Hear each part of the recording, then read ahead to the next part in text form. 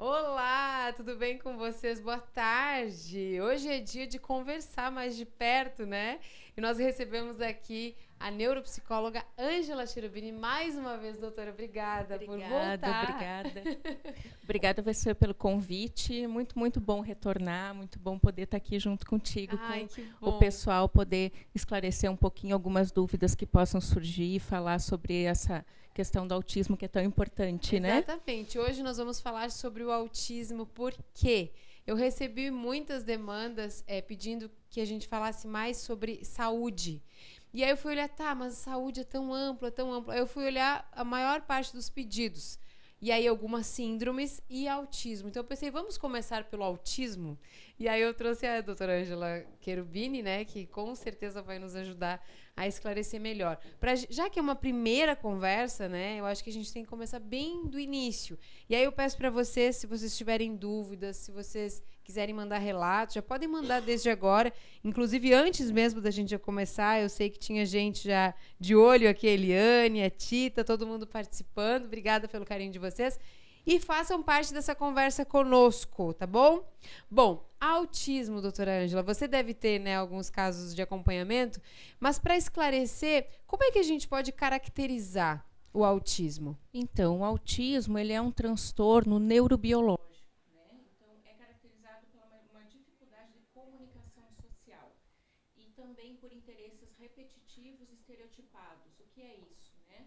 A criança ela tem realmente dificuldade de entender o que o outro está querendo dizer, né? Então, assim, a questão da empatia, a dificuldade de se colocar no lugar do outro. Então, o que acontece muitas vezes nesse processo, e depende, hoje a gente chama de transtorno do espectro autista, né? Porque realmente tem uma infinidade de situações que são distintas. Cada criança reage de uma determinada maneira, E né? níveis também, né? Se fala Níveis, em leve, e aí tem leve. que ter um aprofundamento para conseguir Hoje, de acordo com o definir. DSM-5, que é quem preconiza, na verdade, e cataloga as questões das doenças e transtornos, enfim, relacionados à questão da saúde, então o transtorno do espectro autista, ele tem 3 classificações: leve, moderado e grave, né? E aí, dentro disso, o que vai determinar o comprometimento que cada criança, ou melhor dizendo, o grau de apoio que cada criança necessita para que tenha uma vida funcional. É importante que tenha, né, o parâmetro. E como é que a gente pode dizer para os pais identificarem? Porque eu imagino que os níveis mais avançados sejam mais claros, mas os mais leves, existe uma maneira de identificar, opa, talvez ele precise de um acompanhamento, talvez tenha sim a síndrome do autismo. Então, como eu estava dizendo, uma das questões de maior dificuldade é a questão da comunicação social, né? A questão realmente do outro. Então, é possível, desde cedo, aos 6 meses de idade, a gente já conseguir identificar alguma dificuldade, porque a criança ela tem uma expressão, né? Ela não tem ainda a questão da fala, por exemplo, aos 6 meses de idade, mas ela tem uma comunicação não verbal, né? Através das mãos, através do olhar, através dos balbúcios, que são os primeiros balbúcios que ela vai ter, né, nos primeiros meses de vida. Então, essa dificuldade, principalmente do contato visual e de trazer essa manifestação nesse primeiro momento não verbal, a gente já consegue perceber essa dificuldade que a criança tem de interagir no ambiente. E aí, acompanhando desde cedo, caso seja diagnosticado, deve fazer toda a diferença ao longo da vida, né? Sem dúvida. Hoje a gente percebe que a criança, quanto mais cedo estimulada, mais ela vai ter resultados positivos e funcionalidade na sua vida diária, né? Até porque a gente percebe casos e casos, né? Crianças acompanhadas e muitas vezes é muito difícil perceber ou saber que ela tem o espectro autista. Se a mãe não falar ou se a própria pessoa não acabar revelando, muitas vezes nem percebe. Esse avanço todo tem a ver com acompanhamento. Sem dúvida. Na verdade, quando a criança recebe essa intervenção, ocorre essa multiplicação sináptica, ocorre esse trabalho todo neurológico, né? Quer dizer, e ela vai ter esse resultado positivo. Ocorre o que a gente chama de os caminhos neuronais, né? Elas vão realmente tendo uma manifestação e um resultado muito maior no desenvolvimento da criança. Estímulo é a palavra, né, que você, doutora, usou várias vezes, e isso com acompanhamento. Hoje a gente percebe que o acompanhamento, principalmente comportamental, né, quer dizer, há evidência científica que há possibilidade de, inclusive, a criança, não é que ela vai sair do espectro, né? A criança ela não sai do espectro do autismo, mas ela consegue ter uma redução de critérios diagnósticos que, na verdade, fizeram com que ela tivesse esse diagnóstico. Então, ela consegue muitas vezes diminuir esse comportamento, muitas vezes repetitivo, estereotipado, essa dificuldade dessa comunicação social. E aí, nisso também, ela vai tendo uma série de outras facilidades no seu dia a dia. Melhora a qualidade de vida, né? Sem dúvida. A parte social, especialmente, né? Tem uma pergunta que eu recebi via Instagram, que é sobre o diagnóstico tardio. Se ele acontece, ou se desde muito cedo já dá para saber que a criança tem o espectro autista. Infelizmente ele acontece, né? Porque até, digamos, antigamente, um pouco tempo atrás, ainda tinham algumas situações que eram muito engessadas no sentido de diagnóstico, né? Então, por exemplo, a gente escutou dizer que se a criança vai no colo da mãe, abraça, então ela não tem características do espectro, né? E hoje a gente sabe que não, hoje a gente sabe que muitas vezes a criança precisa desse contato físico, mesmo estando dentro do espectro autista. Então não tem como regrar em padrão tudo. Não, até porque cada um tem suas particularidades. Exatamente. Até porque eu escutei de um psiquiatra, o Dr. Rogério Silva, ele trazia a analogia do arco-íris, né? Então, quando a gente traz essa questão do arco-íris, que são várias cores e que não tem limitação de cores, da mesma maneira a gente pode entender o espectro autista, né? Porque a gente não consegue delimitar isso, não. Cada ser humano é único, cada criança vai desenvolver de uma maneira e vai apresentar sintomas de uma forma. E da mesma maneira melhora, então, né, no desenvolvimento. Ó, a Day alcançou aqui, porque eu vou falando e o povo tá interagindo, né? A Eliane Balduino, ela disse assim, meu filho é bem hiperativo, isso é bom? Ela com certeza não tem, né, o diagnóstico, mas causou uma preocupação. Será que o ele ser hiperativo causa algum alerta ou não tem relação? Na verdade, a hiperatividade, ela faz parte de toda criança em desenvolvimento. E é difícil perceber quando passa do ponto, né? Exatamente. Então, principalmente hoje, que tem algumas crianças também que ficam mais nos eletrônicos e aí acabam não tendo tanto essa questão da hiperatividade física, né? Acaba tendo uma hiperatividade mental que não é tão observável, digamos assim, né?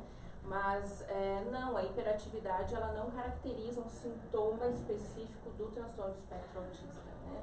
A gente vai trazer outros sintomas como realmente essa questão da dificuldade visual, essa questão de ter esses interesses mais restritos. Geralmente eles gostam de uma atividade e ficam naquela atividade e não querem sair, então qualquer situação que fuja da atividade que está programado na cabecinha deles, eles vão se desorganizar. E aí acaba essa dificuldade também de interação social, interação com o meio. Por isso que é tão importante também essa questão da conscientização, uma psicoeducação em casa, na escola. A gente sempre trabalha também a questão dos cuidadores, né? Os cuidadores precisam de cuidado também, né? Os pais também precisam desse apoio, porque é muito difícil lidar com essas dificuldades diariamente. E saber se está fazendo o melhor, né? Porque o pai já nasce com uma culpa. Exatamente. E aí, quando tem que ter um cuidado maior, um incentivo, um estímulo, precisa saber se está fazendo o tudo que podia, né? Exatamente. E aí, eu percebi aí na sua fala sobre repetições, sobre essa evolução que não tem limites. E a gente percebe também muitas pessoas que depois se tornam muito talentosas em áreas até curiosas e que têm o espectro autista, né? A gente tem alguns exemplos até de pessoas famosas aí, até de jogadores de futebol. Sim. E isso tem alguma relação com o próprio espectro autista ou é uma característica que por acaso aquela pessoa não tem relação? Hoje, como eu falei anteriormente, o DSM preconiza o transtorno espectro autista. Antigamente, a gente tinha o transtorno de Asperger, né, que é o transtorno do autismo, dentro do espectro autista, porém com um QI mais elevado, né? E aí, geralmente, essas pessoas que têm o QI mais elevado, elas conseguem ter um interesse maior pelas situações, por determinados assuntos, e conseguem desenvolver isso com mais habilidade, digamos assim, né? E isso facilita bastante o hiperfoco, facilita bastante o desenvolvimento de um determinado assunto e, por consequência, ter bastante sucesso nele. Acaba desenvolvendo, então, né? Revelando Sim. Os talentos. E aí, como é que a gente pode indicar o caminho? Porque, primeiro, que a mãe sozinha não tem que fazer diagnóstico nenhum, né? Como a gente falou, uma situação em si, como hiperatividade, não classifica nada além disso, né? Tem que procurar ajuda. Qual que é o caminho? Primeiro, vai ao médico? Como é que faz para chegar a solução, chegar à resposta de, olha, é isso e a partir de agora tem que fazer isso, isso, isso?